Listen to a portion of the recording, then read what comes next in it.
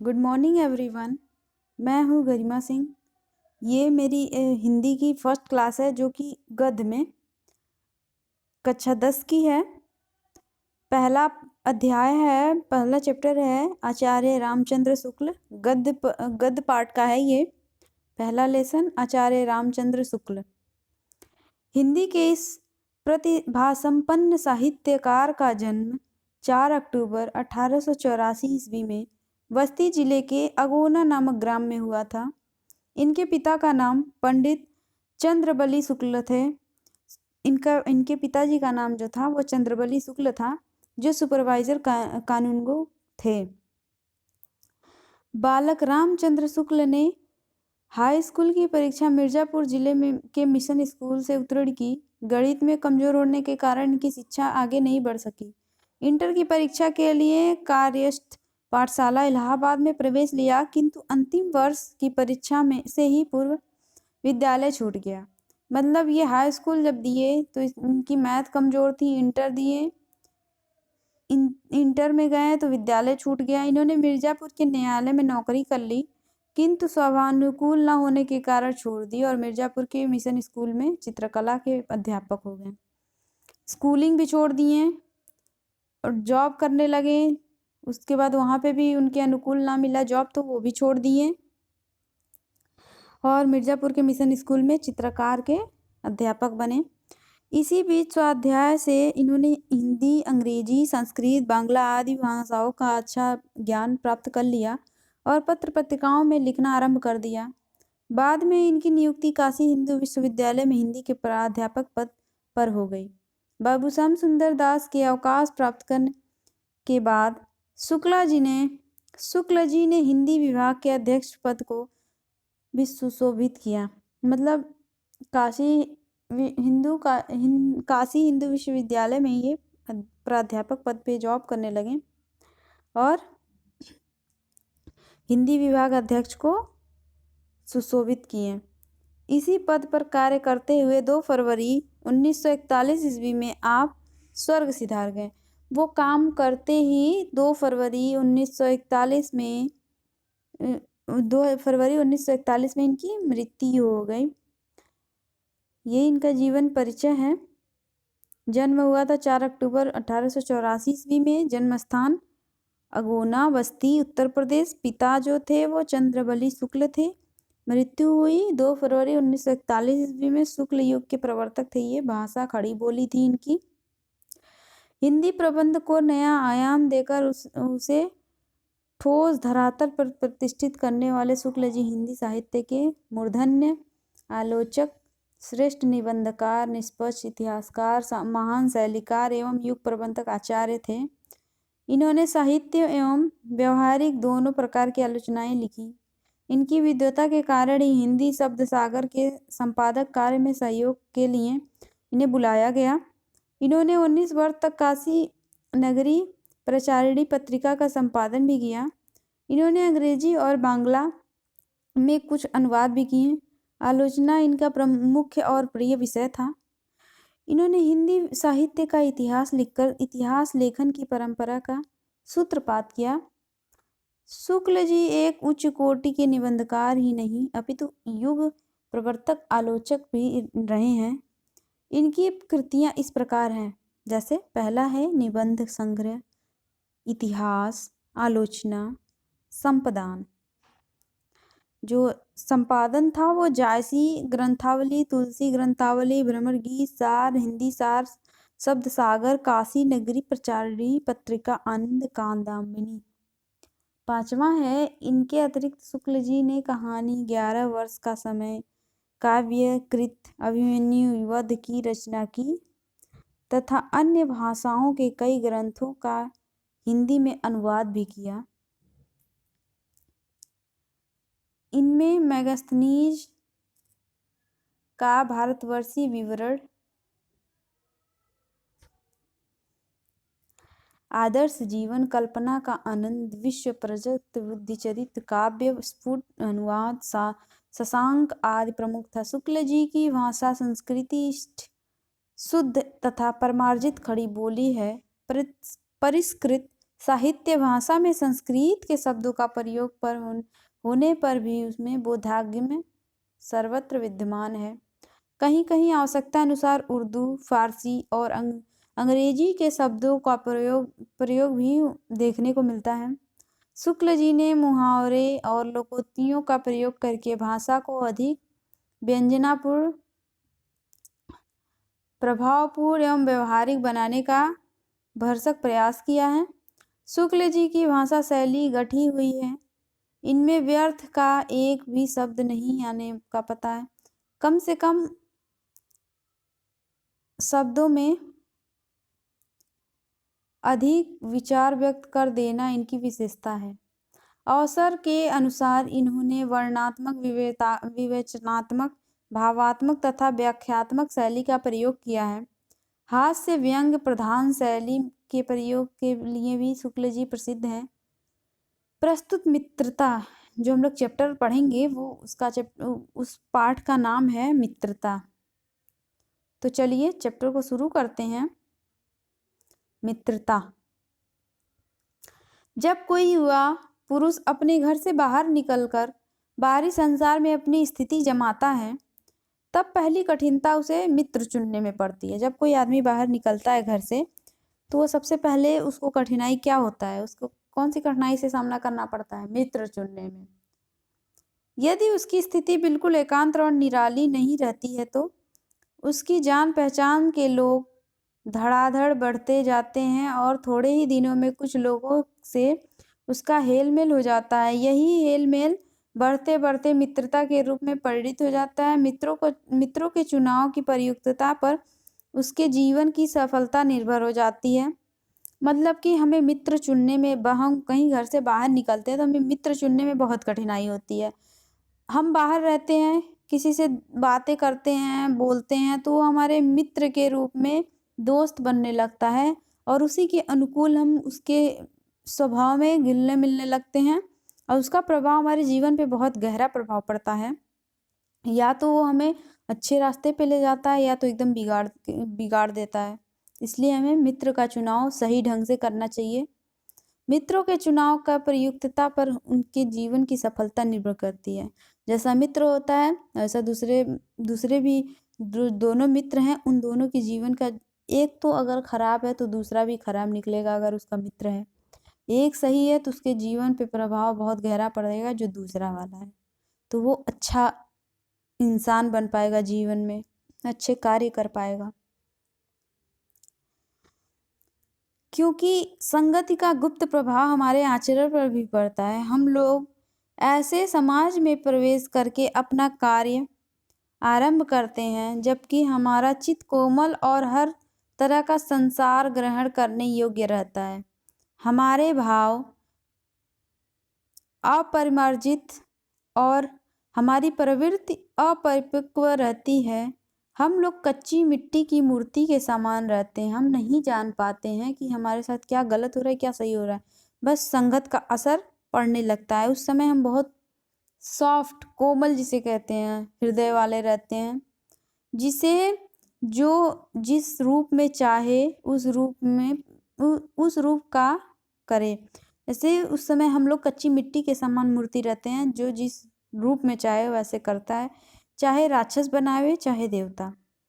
ऐसे लोग का साथ करना हमारे लिए बुरा है जो हमारे अधिक दृढ़ संकल्प के हैं, क्योंकि हमें उनकी हर एक बात बिना विरोध के मान लेनी पड़ती है। पर ऐसे लोग का साथ करना और बुरा है जो हमारी ही बात को ऊपर रखते हैं, क्योंकि ऐसी दशा में न तो हमारे ऊपर कोई दबाव रहता है और न हमारे लिए कोई सहारा रहता है।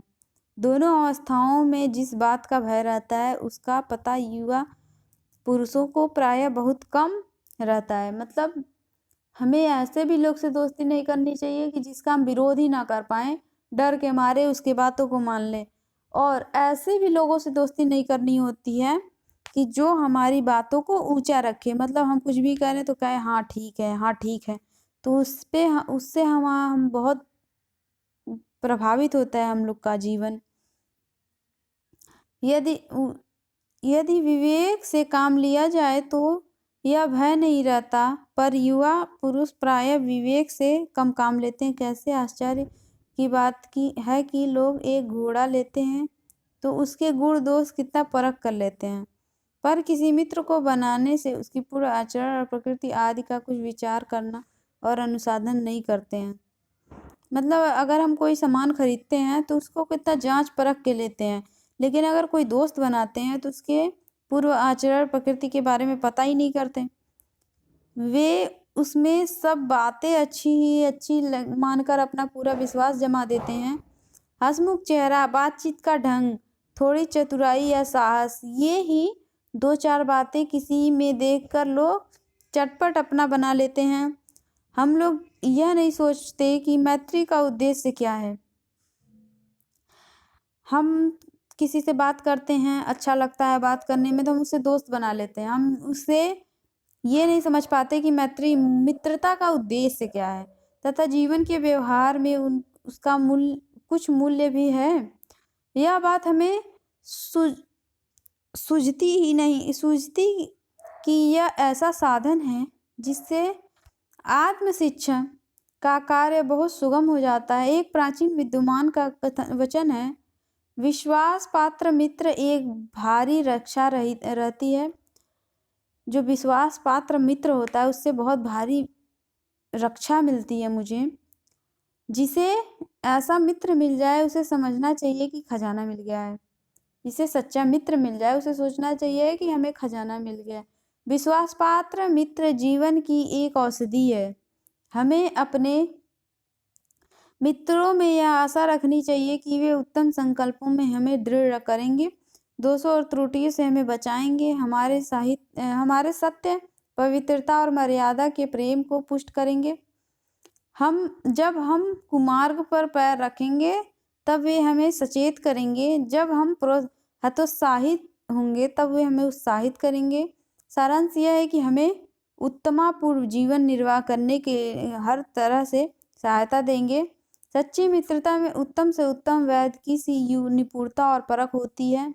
अच्छी से अच्छी माता का सा धैर्य और कोमलता होती है। ऐसी ही मित्रता का प्रयत्न पुरुष को करना चाहिए। मतलब हमारे हर एक सुख दुख में साथ दे, जब हम परेशान हो तो वो हमें सांत्वना दे, अच्छे से काम, हमारे गलतियों को वो समझे और उसे सही करने का चांस दे, बताए कि कहाँ गलती, वो सच्चा मित्र होता है। सच्चा मित्र जीवन में ऐसा होना चाहिए। छात्रावास में तो मित्रता की धुन सवार रहती है। मित्रता हृदय में उमड़ी पड़ती है। पीछे के जो स्नेह बंधन होते हैं उसमें ना तो इतनी उमंग रहती है ना उतनी खिन्नता। बाल मैत्री में जो मग्न करने वाला आनंद होता है, जो हृदय को भेदने वाली स्या और खिन्नता होती है, वह और कहाँ।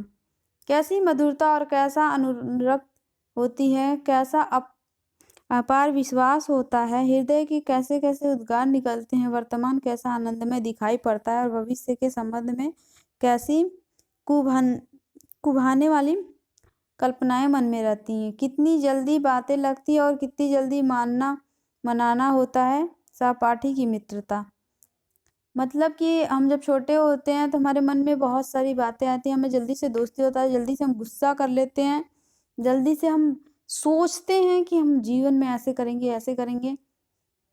सहपाठी की मित्रता इस उक्ति के हृदय में के कितने भारी उथल पुथल का भाव भरा हुआ है।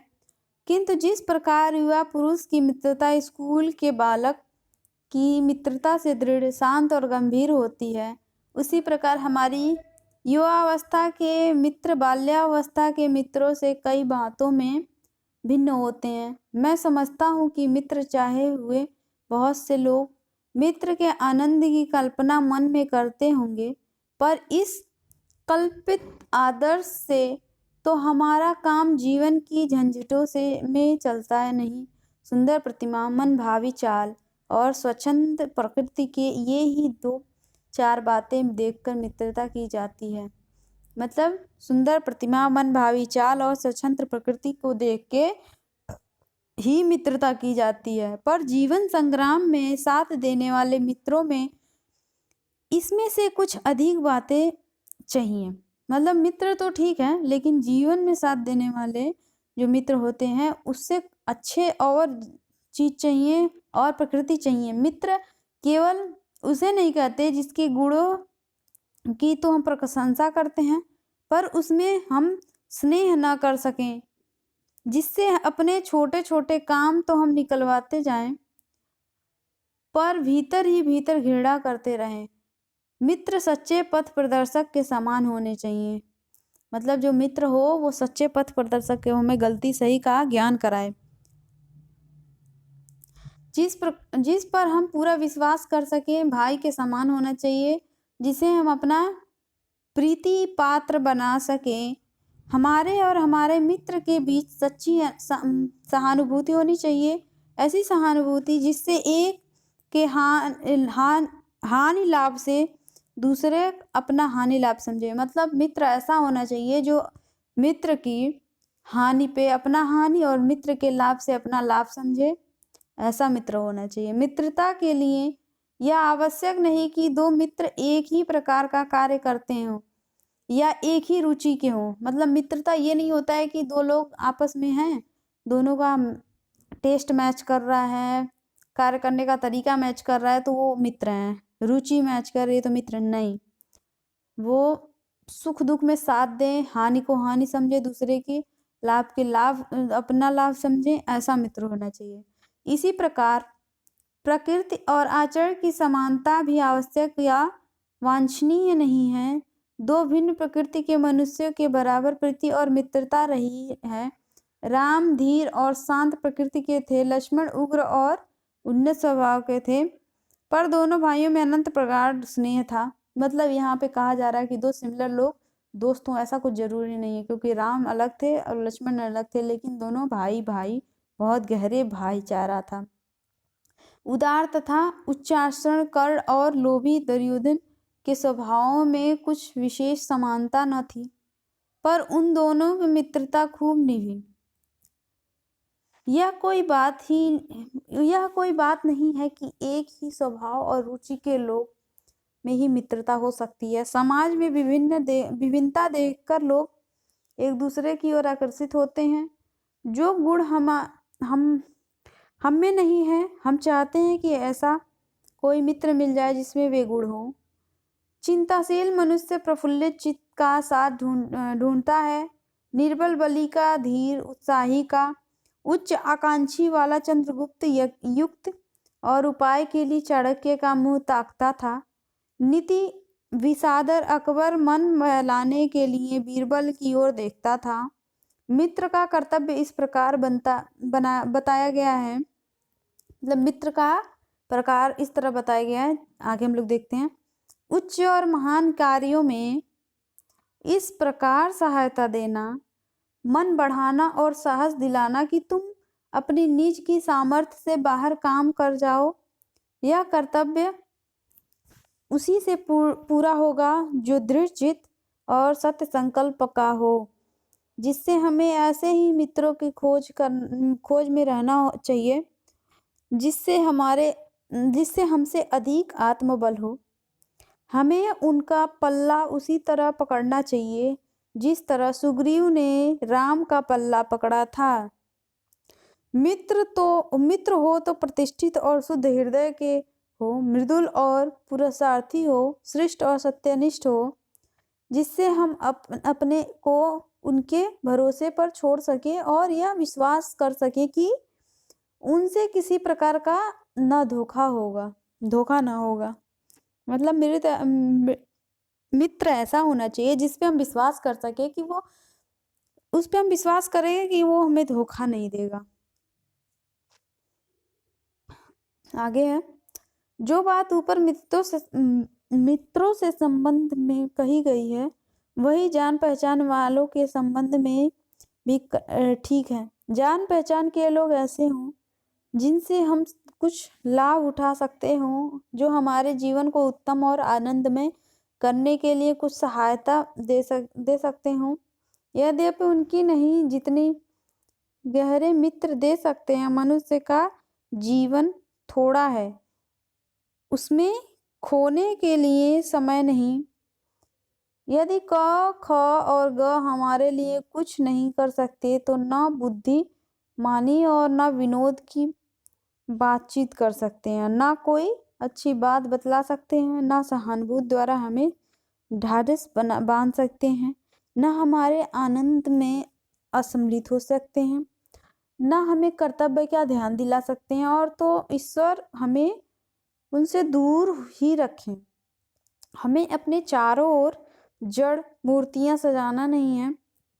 आजकल जान पहचान बढ़ाना कोई बड़ी बात नहीं। कोई भी युवा पुरुष ऐसे अनेक युवा पुरुषों का पता ऐसे अनेक युवा पुरुषों को पा सकता है जो उसके साथ थिएटर देखने जाएं, नाच रंग में जाएंगे।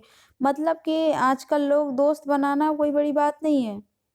कहीं पे भी जाएंगे आपको दोस्त मिल जाएंगे। मूवी देखने जाएंगे, मूवी नाच रंग में जाएंगे, सैर सपाटे में जाएंगे, भोजन का नियंत्रित स्वीकार करेंगे तो आपको दोस्त बन जाएंगे। लेकिन ऐसा दोस्त नहीं चाहिए ना जो पीठ पीछे कुछ भी करे। यदि ऐसे जान पहचान के लोगों से कुछ हानि न होगी तो लाभ भी न होगा, पर यदि हानि होगी तो बड़ी भारी होगी। सोचो तो तुम्हारा जीवन कितना नष्ट होगा यदि ये जान पहचान के लोग उन मनचले युवकों में से निकलें जिनकी संख्या दुर्भाग्यवश आजकल बहुत बढ़ रही है। यदि उन सोहदों में से निकले जो अमीरों की बुराई और मूर्खता की नकल करते हैं, दिन रात बनाव सिंगार में रहा करते हैं, महफिलों में ओ हो वाह वाह किया करते हैं, गालियों में ठट्ठा मारते हैं और सिगरेट का धुआं उड़ाते चलते हैं, ऐसे नौ युवकों में बढ़कर शून्य, निंसार और शोचनीय जीवन और इस किसका है। मतलब ऐसे दोस्त अगर मान लो विश्वास करके तुम उससे दोस्ती कर भी लेते हो, थिएटर वाले या फिर खाना पे आमंत्रित करने वाले, तो उससे बहुत भारी नुकसान होगा। वो हो सकता है इसी में से निकले जो सिगरेट पीते हों, धुआं उड़ाते हों, सिगरेट का धुआं उड़ाते हों और किसी की बुराइयों पे हंसते हों, वाह वाह करते हों, तो उससे कितना भारी नुकसान है। वे अच्छी बातों के सच्चे आनंद से कोसों दूर हैं। उनके लिए न तो संसार में सुंदर और मनोहर उक्ति वाले कवि हुए हैं और न संसार में सुंदर आचरण वाले महात्मा हुए हैं। उनके लिए न तो बड़े बड़े वीर अद्भुत कार्य कर्म कर गए हैं और न बड़े बड़े ग्रंथकार ऐसे विचार छोड़ गए हैं जिससे मनुष्य जाति के हृदय में सात्विकता की उमंगें उठती हैं। उनके लिए फूल पत्तियों में कोई सौंदर्य नहीं, झरनों के कलकल में मधुर संगीत नहीं, अनंत सागर तरंगों पर गंभीर रहस्यों का आभास नहीं। उनके भाग्य में सच्चे प्रयत्न और पुरुषार्थ का आनंद नहीं। उनके भाग्य में सच्ची प्रीति का सुख और कोमल हृदय की शांति नहीं। जिनकी आत्मा को इंद्रिय विषय में ही लिप्त है, जिनका हृदय नीचासियों और कुत्सित विचारों से कुलसित है, ऐसे नशोन्मुख प्राणियों को दिन दिन अंधकार में पतित होते देख कौन ऐसा होगा जो तरस न खाएगा। उसे ऐसे प्राणियों का साथ नहीं करना चाहिए। मकदूनिया का बादशाह डेमेस्ट्रियस कभी कभी राज्य का सब काम छोड़ अपने ही मेल के 5-10 साथियों को लेकर विषय वासना में लिप्त रहा करता था। एक बार बीमारी का बहाना करके किसी प्रकार का वह अपने दिन काट रहा था। इसी बीच उसका पिता उससे मिलने के लिए और उसने मतलब जो आदमी था उसके पिता वो बहाना करके घर पे रुका था। उसके पिता उससे मिलने के लिए आए और उसने एक हंसमुख जवान को कोठरी से बाहर निकलते देखा। जब पिता कोठरी के भीतर पहुंचा तब डेमेस्ट्रियस ने कहा, ज्वर ने मुझे अभी छोड़ा है, मतलब बुखार ने मुझे अभी छोड़ा है। पिता ने कहा, हाँ ठीक है, वह दरवाजे पर मुझे मिला था। कुसंग का ज्वर सबसे भयानक होता है। यह केवल नीति और सद्वश का नाश ही नहीं करता बल्कि बुद्धि का भी क्षय करता है।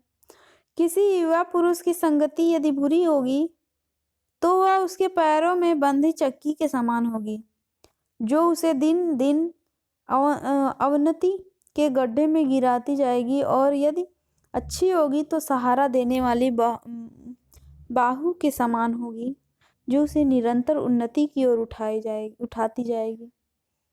अगर बेकार दोस्त है तो पैर में बंधी चक्की के समान होगा। उनके कहने का मतलब ये है। इंग्लैंड के एक विद्वान को युवावस्था में राज दरबार में जगह नहीं मिली। इस पर जिंदगी भर वह अपने भाग्य को सराहता रहा। बहुत से लोग इसे अपना बड़ा दुर्भाग्य समझते, पर वह अच्छी तरह जानता था कि वह बुरे लोगों की संगति में पड़ता, जो उसकी आध्यात्मिकता उन्नति में बाधक होते।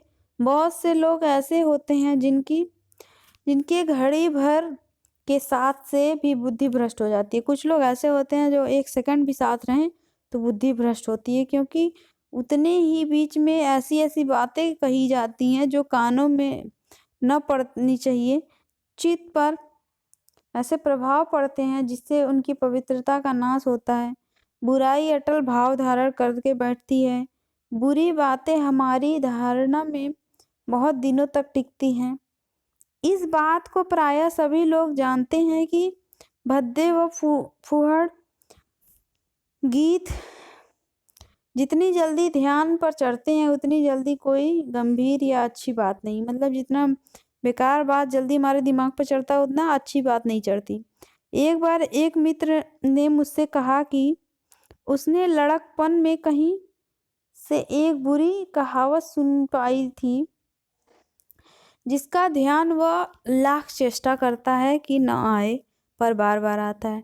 एक दोस्त था जो कहता है कि मैंने एक बात सुनी थी, बुरी कहावत सुनी थी, मैं बार बार चाहता हूँ कि वो कहावत मेरे ध्यान पे ना आए, लेकिन वो आता है। जिन भावनाओं को हम दूर रखना चाहते हैं, जिन बातों को हम याद नहीं करना चाहते हैं, वे बार बार हृदय में उठती हैं और भेदती हैं। अतः तुम पूरी चौकसी रखो। ऐसे लोगों को कभी साथी ना बनाओ जो अश्लील, अपवित्र और फूहड़ बातों से तुम्हें हंसाना चाहें। सावधान रहो, ऐसा ना हो कि पहल तुम इसे एक बहुत सामान्य बात समझो और सोचो कि एक बार ऐसा हुआ, फिर ऐसा ना होगा, अथवा तुम्हारे चरित्र बल का ऐसा प्रभाव पड़ेगा कि ऐसी बातें बकने वाले आगे चलकर आप सुधर जाएंगे। नहीं, ऐसा नहीं होगा। जब एक बार मनुष्य अपना पैर कीचड़ में डाल देता है, तब फिर यह नहीं दिखता कि वह वहाँ और कैसे जगह पैर रखता है। धीरे धीरे उन बुरी बातों से अभ्यस्त होते होते हमारी घृणा कम हो जाएगी। पीछे तुम्हें उनसे चिढ़ ना मालूम होगी, क्योंकि तुम यह सोचने लगोगे कि चिढ़ने की बात ही क्या है। बुरा हो रहा है तो तुम्हें आदत हो जाएगी, तुम चिढ़ने वाली बात ही नहीं समझोगे। तुम्हारा विवेक कुंठित हो जाएगा और तुम्हें भले बुरे की पहचान न रह जाएगी। अंत में होते होते तुम भी बुराई के भक्त बन जाओगे। अतः हृदय को उज्ज्वल और निष्कलंक रखने का सबसे अच्छा उपाय यही है कि बुरी संगत की छूत से बचो। यह पुरानी कहावत है, काजल की कोठरी में कैसो हूँ सयानो जाए, काजल की कोठरी में कैसो हूँ सयानो जाए, एक लीक काजल की लगी है पर लागी है।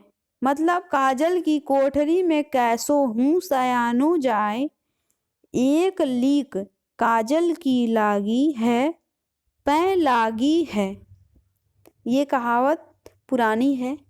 ये पाठ आचार्य रामचंद्र शुक्ल जी द्वारा लिखी गई है। कक्षा 10 के प्रथम खंड में है, गद्य में।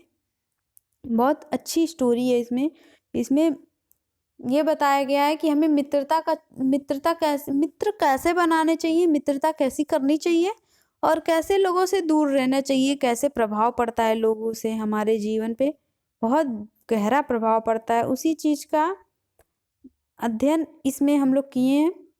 उसी चीज़ को मित्र के बारे में कवि ने बताया है। अगर ये वीडियो आपको अच्छी लगी तो लाइक करिए, शेयर करिए, सब्सक्राइब करिए। पूरा वीडियो देखने के लिए थैंक यू सो मच।